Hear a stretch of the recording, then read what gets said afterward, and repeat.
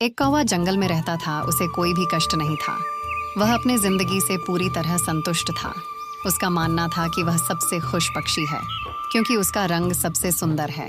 एक दिन उड़ते समय कौवे ने एक कबूतर को पेड़ की शाखा पर बैठे देखा। कबूतर के सफेद और सुंदर शरीर ने कौवे का ध्यान खींचा। कौवे ने सोचा, यह कबूतर कितना सौभाग्यशाली है जो इतना सफेद और सुंदर है।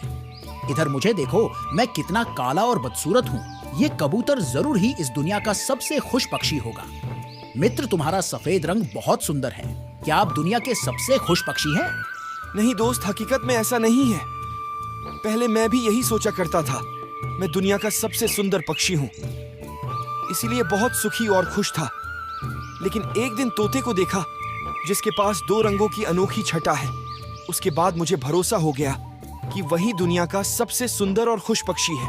उसके बाद वह तोते की तलाश में निकल गया। थोड़ी देर बाद कौवे को तोता एक चावल के खेत में मिला। मित्र, मुझे आपसे कुछ पूछना है। आपका रंग अद्भुत है। क्या आप सबसे खुश पक्षी हैं? मैं बहुत ही खुश जिंदगी जी रहा था जब तक मैंने मोर को नहीं देखा था, किंतु अब मुझे लगता है कि मोर से सुंदर तो कोई हो ही नहीं सकता, इसलिए वही दुनिया का सबसे सुखी और खुश पक्षी है। कौवे ने कुछ दिनों तक मोर की तलाश की।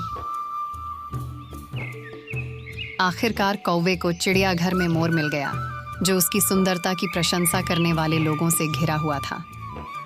सबके जाने के बाद कौवा मोर के पास गया और उससे बोला, तुम कितने सौभाग्यशाली हो जो तुम्हारी सुंदरता के कारण हर रोज हजारों लोग तुम्हें देखने आते हैं। मुझे तो लोग अपने आसपास भी फटकने नहीं देते और तो कभी-कभी मुझ पर पत्थर भी मारते हैं।